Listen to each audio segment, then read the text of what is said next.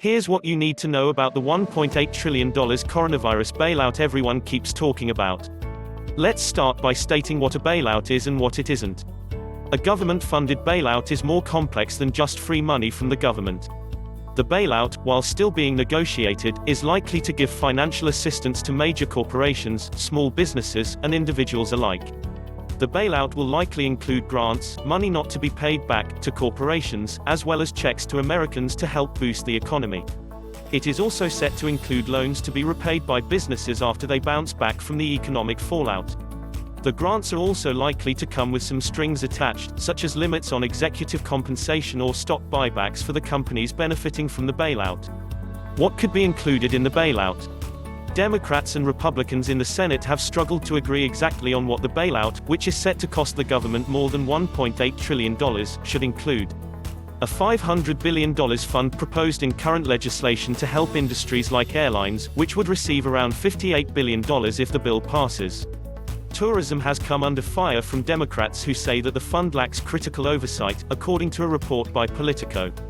The bill is also likely set to send Americans $1,200 checks to help boost the economy, though the exact amount is in flux as the bill is negotiated, and could change with income and dependence. Republicans and Democrats are also at an impasse on things like unemployment assistance and funding for hospitals, according to the Politico report. Now let's see which companies could get a boost from the bailout. Airlines for America, an airline industry group that represents major carriers like United, American, and Delta, as well as UPS and FedEx, asked for a $54 billion bailout. The request included $29 billion in grants, money not to be paid back, and $25 billion in loans and tax breaks.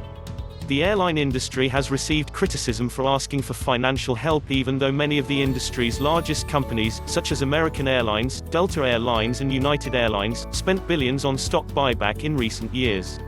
The restaurant industry is asking for help as many restaurants around the country have been forced to close and lay off employees. The National Restaurant Association asked the White House and Congress for a $145 billion recovery fund to pay employees and maintain financial obligations. The group also asked for $45 billion in loans, and assistance in deferring mortgage, lease, and loan obligations. Hotels are seeking help, too. The American Hotel and Lodging Association, which represents companies like Hilton and Marriott, requested $250 billion, according to a report by USA Today. The association is seeking $150 billion for companies to pay employees and loans, and $100 billion for suppliers. And lastly, let's have a look at recent bailouts.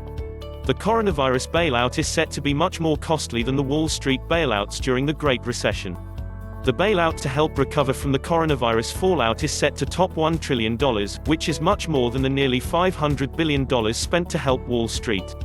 The Wall Street bailouts, which included $311 billion for Fannie Mae and Freddie Mac, $90 billion for the Troubled Asset Relief Fund, and $6 billion for small business lending, cost the federal government around $498 billion, according to MIT's Sloan School of Management. The bailouts that helped the country recover from the Great Recession were, and still are, criticized as handouts to giant banks, and echo criticisms that this bailout is more of the same. Senator Elizabeth Warren called for no more slush funds or no strings attached handouts for major corporations in the coronavirus bailout.